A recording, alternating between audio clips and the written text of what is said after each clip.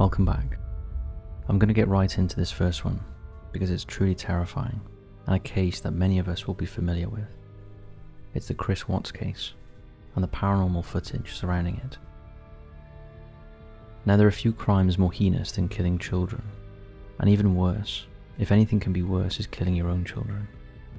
That is why Chris Watts is one of the most notorious and heartless killers of the 21st century, and it's little wonder that many believe the family he slaughtered came back to haunt him.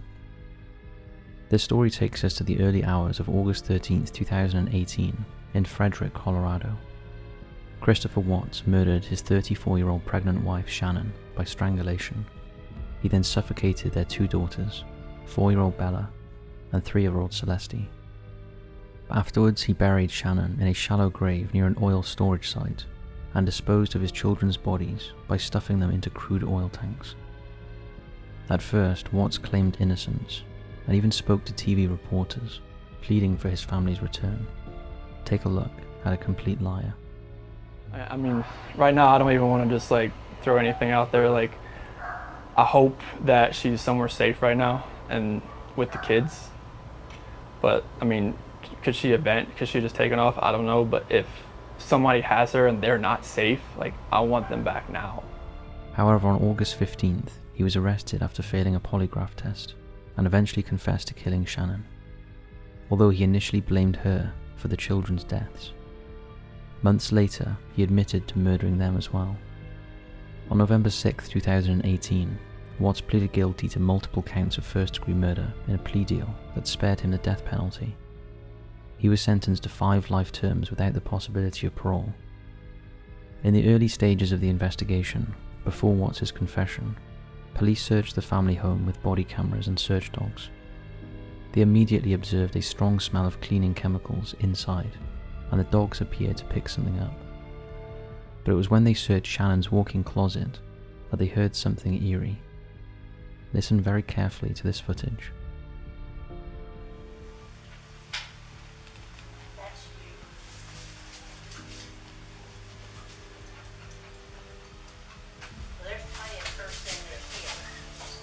Yes. Yeah. Oh my gosh. What in the world is that? Wow. Go in there and step on that little blue thing and see if that's where that noise came. Yeah, it sounded like a kid toy. It might. It sort of sounds like it. Something. I heard it. That one, did you hear it? I did. Sounded like a kid giggling or something, didn't it? Or a kid. It did. Listen again. Oh my gosh. Did you hear that? Well, the searchers clearly did too, as they both remarked on the sound. Those that have watched the search video, which is over an hour long, have also claimed to find other anomalies in the footage. And although there are a few unusual sounds and shadows, we think the only one that is credible and wasn't made by the searchers breathing into their microphones is the giggling sound, possibly preceded by mummy pleas. What is particularly haunting about the footage is the fact that Shannon and the girls are already dead, and Chris Watts knew it, yet he stood by and let police sift through their clothes and belongings. Apparently, the night after he killed his family, Watts spent the night in that house, and according to Sherilyn Cale's book, Letters from Christopher, The Tragic Confessions of the Watts Family Murders, which is based on conversations with him, he claimed to have heard strange sounds and voices, as well as lights flickering that night that freaked him out. At that time, Shannon and the girls had only just died, and perhaps they paid a final visit to their killer to terrify him and find out why the man they loved murdered them in such a callous way. All that we can hope is that they haunt him every night for the rest of his life, and may he never find peace or a good night's rest for the remainder of his days.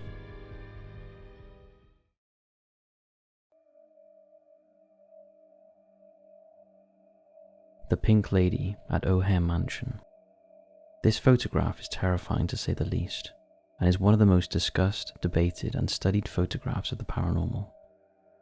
The O'Hare Mansion, located in Greencastle, Indiana, was home to the O'Hares, a wealthy family that flourished during the 1800s, and whose good fortune allowed them to build a triple brick multi-story home. Generations of O'Hares lived in the mansion before it eventually fell into disrepair. However, some believe that the spirits of those who lived there are still very much present. After hearing from a friend about some ghost encounters at the premises, amateur paranormal investigator Guy Winters and his friends decided to check the place out, equipped with cameras, VHS camcorders, and hopes of capturing something eerie. Winters and his group documented their search over several days, and during one of their nighttime visits, they started to feel an eerie presence.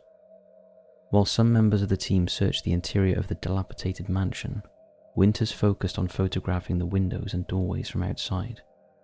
At the time, he recalled feeling sick and had a strange pulsation in his head. While as he took the photographs, he didn't notice anything unusual, but when the film was developed, he was surprised to find a ghostly figure of a woman peering out from one of the windows. The figure has come to be known as the Pink Lady of Greencastle. In addition to the Pink Lady, he also captured gold-coloured woman in one of the other windows. In the days that followed, the team analysed the images and produced a digitally enhanced screenshot from a close-up of one of the images, which appears to show a skull-like shape. The skull raised many questions, with skeptics believing that the image was altered or faked. However, a photographic expert confirmed that the Pink Lady was captured on film, and there were no camera malfunctions or questionable activities responsible for its presence. Guy sent the photos to a TV station who tracked down the surviving members of the O'Hare family. He met with Mary O'Hare, who recognized the Pink Lady in the photos as her mother, Irene O'Hare, and told him that the room the Pink Lady is standing in was once her mother's bedroom. Irene's sister Anne also bears a resemblance to one of the images. Though many consider the shots to be too perfect and are possibly carefully orchestrated forgeries, others believe the images are concrete proof of the paranormal. A cornfield now stands where the O'Hare mansion once existed.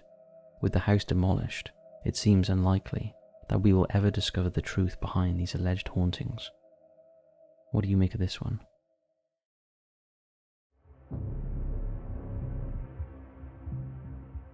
Pocatello High School. Pocatello School in Idaho, commonly known as Pokey by locals, was established in 1892 and quickly became a prominent landmark in the area. It attracted visitors from notable figures such as Theodore Roosevelt and William Taft. However, in 1914, a fire in the boiler room destroyed the school. Now, it's unclear if anyone lost their life in the fire, but after the school was rebuilt, rumors of paranormal activity began to circulate. Students have reported hearing whispering and strange unexplained noises around the school. They have also noticed toilets flushing on their own, even when no one is present. Additionally, there have been at least 6 documented deaths associated with the school. These include the drowning of a boy in the original swimming pool prior to the fire, the suicide of a school librarian who hung herself from a chandelier, and a student who took her own life by hanging from a locker. It is said that her perfume can still be smelled near the spot where she passed away. Given this troubling history, it was not surprising when eerie surveillance footage emerged from the empty school during winter break in December 2015. Take a look.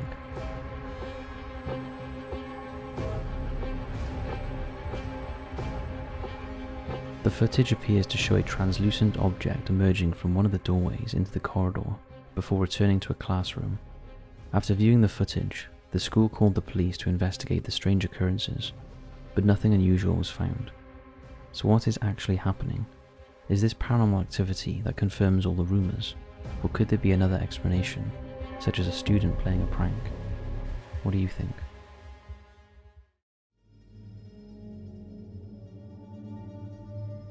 Phantom helicopter pilot. Now this one is a classic. It was taken in 1987 when Mrs. Sayer was visiting the Fleet Air Arms Station in Somerset, England. You can see Mrs. Sayer sitting in a helicopter with what appears to be another person sitting in the other seat.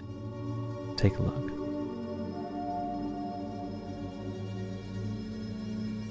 However, there is a problem with this photograph. Mrs. Sayer is certain that no one was sitting next to her. However, she remembers feeling cold and strange when she sat in the pilot's seat, even though it was a relatively hot day. The helicopter she was in was used during the Falklands War in 1982, a conflict that lasted 74 days and resulted in the deaths of 907 people. Now, it's not known whether or not a pilot died in the aircraft, but if they did, some say that could have explained the ghostly figure sat next to Mrs. Sayer. As you would expect, there has been speculation regarding the authenticity of the photo, with some suggesting that the figure might be a reflection of light, and others question why Mrs. Sayer was wearing a coat on what was supposed to be a hot day. However, despite the skepticism, extensive research conducted on the photograph has offered no definitive explanation and no evidence of a hoax, meaning this one could be the real deal. What do you make of it?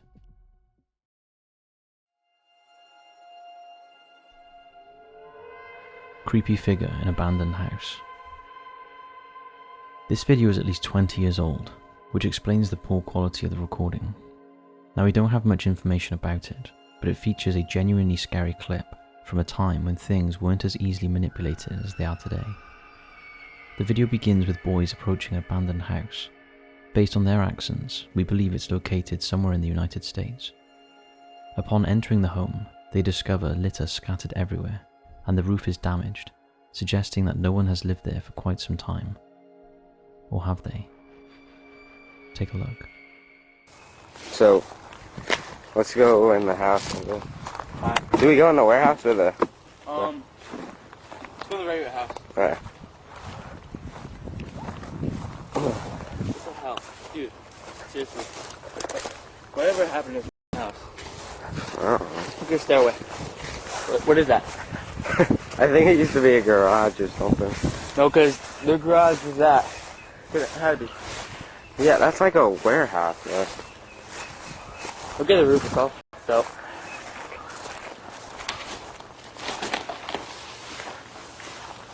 Where? In there. Look. Oh, yeah. Come on. What the? Look at that shit. Huh? There's glass. There's an oven. There's an oven door. Where? In the middle of the living room. The roof is all up. Holy shit! Dude! Oh my... Go! Go! I could have sworn I saw a person. Dude, there's a person. Holy shit. Yeah, there is. Nick, I'm not... Only one of the boys noticed the black figure, and after seeing it, he urgently urged his friends to run. Their reaction seemed genuine, and they clearly did not intend to stay and discover who or what it was. At the time, many people found the footage frightening, as they weren't expecting to see anyone. The figure resembles a man wearing a hoodie, although some believe its movements do not resemble those of a human. They questioned whether there was even a floor to walk on, given the state of the roof. Take another look. The roof is all up. Holy shit! Dude! Oh my... Go! Go! I could have sworn I saw a person. Was that a human? Possibly a homeless person living in the house? Or something else? What do you think? So that's it for this video. Thanks for watching, sleep tight, and I'll see you tomorrow.